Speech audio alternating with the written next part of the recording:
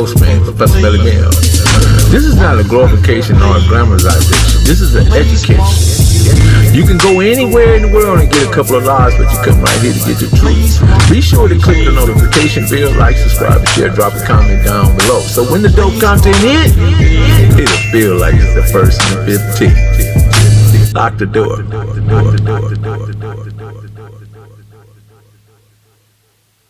Professor Melly Mail, the Hood Postman. Who I'm here with today? You with Grasshopper from Park Village, you know. Grasshopper, good to see you, man. You looking good. You look well.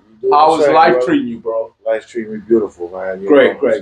Grasshopper, I just want to understand. How old are you? I'll be 65 on the 28th of this month, my brother. 65? 65. Oh, yes, sir. You're right in there with me as well. So we got the same, we're in the same age group. That's right. Right. Where did you grow up at, Grasshopper? I grew up in Park Village originally, you know. I moved from the East Coast originally in the 3rd grade. I moved to Los Angeles for about a year. Met my wife, elementary school, and then I moved to Park Village in 68. 68. Yeah. So what was it like being in Park Village in 68? In 68, we had Park Village Elementary School for those who could go that far back. It's not even a landmark no more. It was beautiful. We grew up riding mini bikes, riding our swing bikes like any other, young kid and stuff, you knew the next guy, the next set of house, and, within the Park Village community, it was a project setting, And then we had the Black Panthers that was actually overseeing any danger coming to us young kids in the community. And so we felt well protected at the time. What impact did the Black Panthers formulation have on your life at that time? How did they impact you? Well, I kind of had experience as a young kid watching the Black Panthers function because I saw go over one of the leaders of the Black Panthers house, Big Dave, in Park Village, and me and his son rode mini bikes together, so I was able to observe a lot. I seen unity, structure, integrity. They made sure that the kids was getting fed. We had lunches at school, lunches, and different little activities they had in the community, overall. Because back then, it was a racial thing going on in life, not just in the South. It was going on in California, Los Angeles area. You had the KKK. You should try to come riding through there and create a ruckus. Those are the things we didn't have to worry about in Park Village because everybody knew the Panthers was in the area. Got it. So at some point, the Black Panthers phased out and the Crips were born. What was your first interpretation when you understood who these new guys were? The Crips had kind of come on the scene, and you probably was going to school and probably playing out in the street as usual. But then there's these group of guys you couldn't really understand who they were and where they was coming from. But take it from there. Well, when I was exposed to what the Crips were, I was in the teenager age, 13 years old, and what year was that? 1970, around 1970, 71 is when I started, initiated in the Crips. I was exposed to them because me and one or two other guys in Park Village was chasing young girls, and we kind of had a date night over there on Raymond Street in Richmond Farms. And that got rudely interrupted, that night, and we was chased out of the house by their older brother. So as we ran out the house, grabbing our clothes, we was coming down Raymond Street, and between Wilmington and Center Street on Raymond Street, we passed a 57 Chevy. And all I knew was some guys rolled the window. I used to see smoke come out the windows, and they say, "Hey, what's that y'all from?" Now, we little youngsters, Kenny was kind of taller. He looked like could have been older. He's a year older than me. And all of a sudden, the car door opened up. When that car door opened up, we kind of took our running. As I looked back, there was a guy in the middle of the street pointing, a gun at us. We hauled ass, man, and got down to Center Street and ran right into Park Village. By the time we got to Park Village on one of the street lights, I'm huffing and puffing like, man, what the heck is a Crip? Didn't know nothing about it. That was my first time ever even heard the word.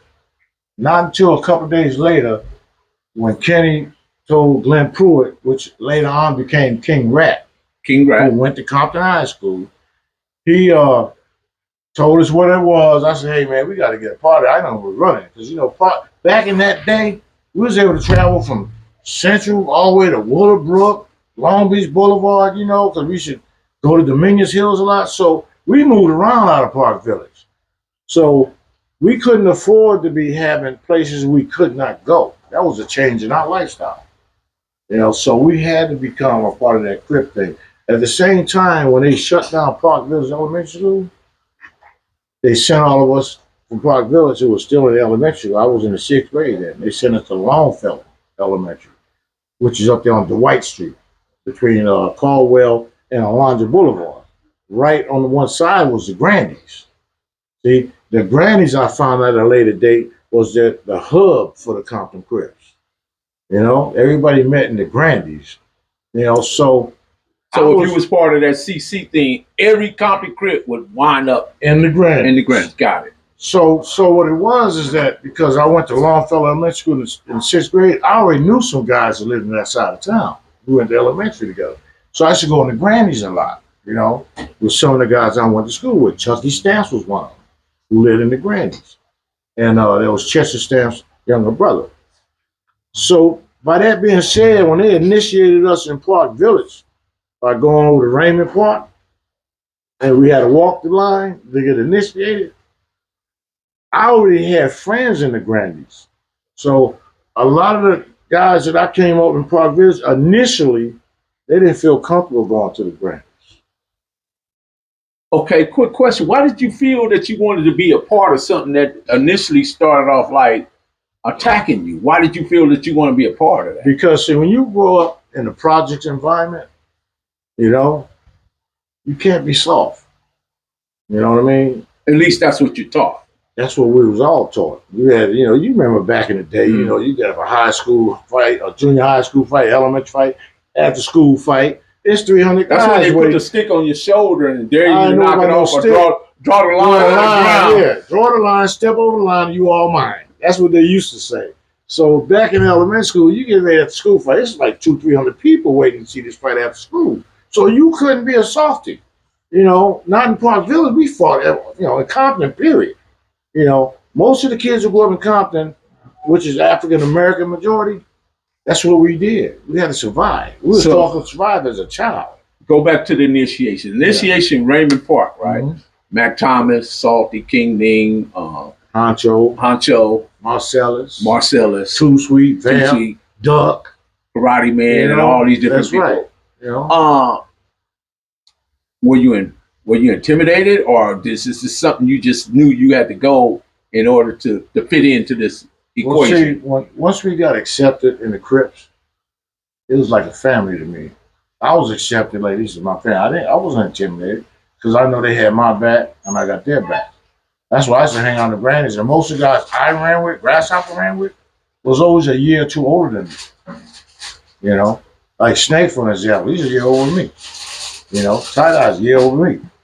King Rat was a couple of years over us. You know what I mean? So it all started back from when we used to ride mini bikes at a young age. So we knew all one another. So what part did you meet Big Grebo? Rebo, we all know him as Rebo, but y'all call him Grebo. Originally now, and I'm gonna tell you the story on that. Originally, when Park Village first got initiated, it was more of the east side of Park Village towards Alondra, or the south side, I'll say, towards Alondra, before it spread it all the way towards that side where Grebo lived at, closer to the Compton Boulevard area. See what I'm saying?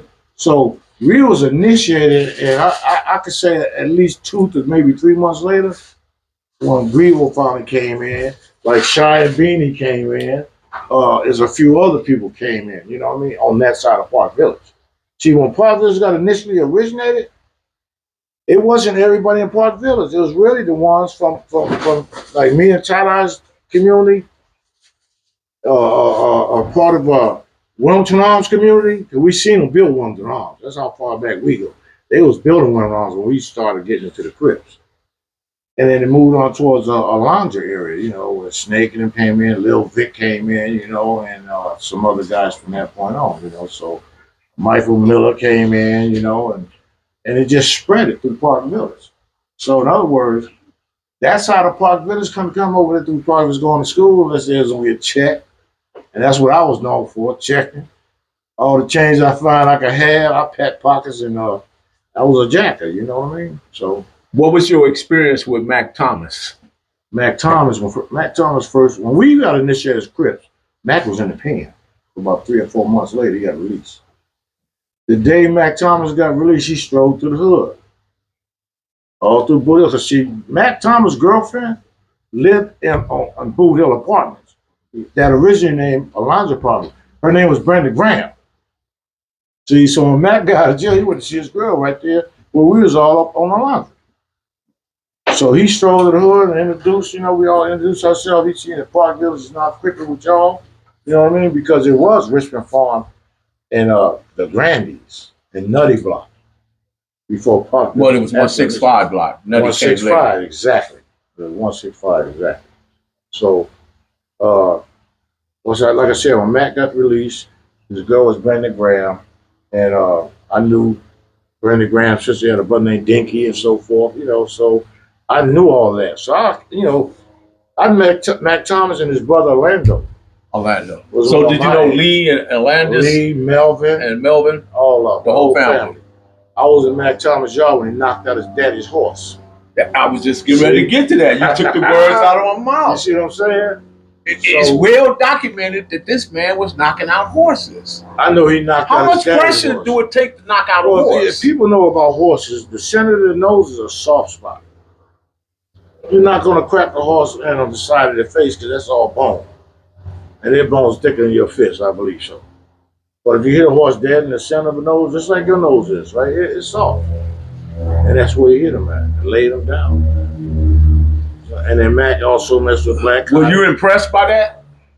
I was a youngster, man. Mac had some years over me, so anything I seen the older guys do, I got to learn how to do that, which I never had an opportunity to do nothing like that, So I was more like the younger one following the group, And to get my recognition that I was receiving, I was always into something.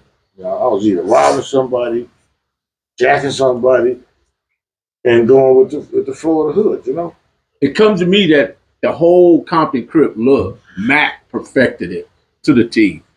That biscuits, that the starched jeans or khakis or that waistline leather piece, that ace deuce. Okay, or the overalls with the one strap. The story that I can remember back now, the dress code, okay, that when Mac Thomas' family lived in the LA area, 103rd, and they moved to Compton because their father bought that house in Richmond Farms, that style came with them. So when I started cripping, we was wearing croaker sacks with the khakis, 501 jeans. And those who was out hustling, such as I, was able to get that little extra money to go get the biscuits or the Romeos, you know what I mean? And coveralls is more like, that was Tookie's thing. I never seen Mac Thomas wearing no coveralls with strap. Now, we all wore suspenders because that phase kicked in. It was for like a summer. Where the suspenders was like everybody wearing suspenders. And we all used to gather up at, we used to all gather at Will Rogers Park and watch. East Side Crips, West Side Crips, Compton Crips, all gathered there. And it was Nan Bonningham to try to walk through there, so it was all cripping there. I mean, it was deep in fact. See, back in the 70s, we could walk 50, 67 guys in a group and stroll up and down Alonzo Boulevard from Park Village to the Grandee'S, Compton High. There was one time Compton played Dominguez, and we fell up in Compton High's football game. It was 300 of us at least, hitting the fence on Dominguez High School. But it was our rivals playing against Compton High. But today, you will never see that repeat itself.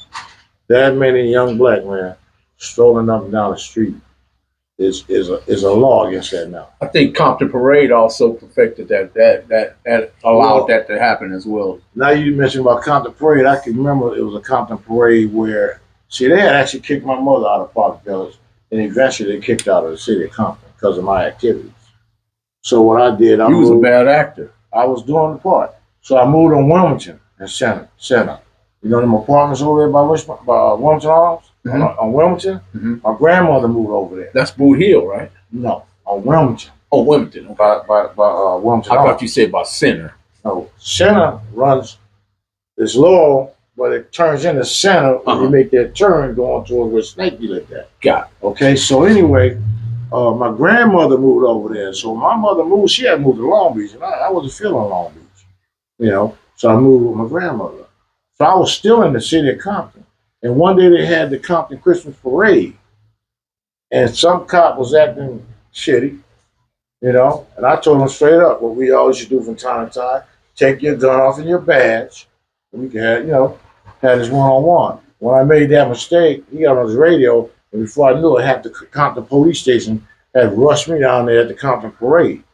Slammed me on the hood of the car with my little tank top on. You know how to tell So he didn't want that paid. He didn't want that business. He wasn't standing on business. I got Crips left and right here too, though. You know what I mean? So, but anyway, long story short, they made me walk out of the city of Compton. So they had me walking. I was heading towards the Long Beach and Greenleaf direction. So I stopped over at Sally B's liquor store on Alonzo Willowbrook, which is now Spooktown. Yeah, it was. Yeah, we bought that Spooktown, me and Bruno. So anyway, I Bit it all wrong. Bit it up Darnell Dixon, you know what I'm talking about. So anyway, when I got in the liquor store, I break the hat off with chipping in, getting able to chip on some changes. There's a group that was kind of walking that way towards Spooktown. Police rushed me up in the liquor store. Didn't I tell you get out of the city of Compton? So they actually followed me as I walked through Spooktown, Santa Fe, and all that, until I got the Long Beach Boulevard and Green. That's when they pulled away from me. They wanted me out of the city of Compton. I was a nuisance of the city of Compton. That's why they made me go in the military. They sent me to Texas twice, you know. Violated probation, came back from Texas early, and I was facing YA time. That's what led me in the military, you know. So the few was had to go in the military. See, people don't realize in the 70s, that's how they started knocking numbers down. They started sending people out of state. That's what caused, California is the reason why the Crips spread across this country. They was giving us a lot of out-of-state releases because their penal system couldn't house all the juveniles who was accumulating in large numbers in gangs. You see what I'm saying? They didn't have, Wayside was a dairy farm, juvenile detention only. You know what I mean? Overflow tank from Central and Las Petrinas. And then once they started sending people out of state releases to slow down facilities to house them at, they increased their budget in California. Then they built, now Wayside is what? Max, medium, Super west, Max, North, medium, South. north. You see what I'm saying? Now it's Minimum. Now it's a county jail facility. But if people remember in the 70s, that was a dairy farm. They had horses out there, cows out there, feeding all the county systems with their milk supply. Lock the door. For grind all the time, baby. Yeah. Cali Finest, baby. Proof of grind all the time. Music money. Got a dollar sign. Hub City. I'm a street nigga, streets fuck with me. I'ma keep pushing products till the fans get me. It's guap off top, diamond Cartier. That nigga wall won't give a broke bitch the time of day. They see me climbing, they see me shining. That's hard work, proof of grinding. New money got me tipping in that 550. Ali, bad man, and I'm so pretty. I got that tech with me, that's my hater sprayer. Go big, grind now, nigga, play later. What can I say? I'm addicted to this paper stacking, and I don't talk about it, I just make it happen.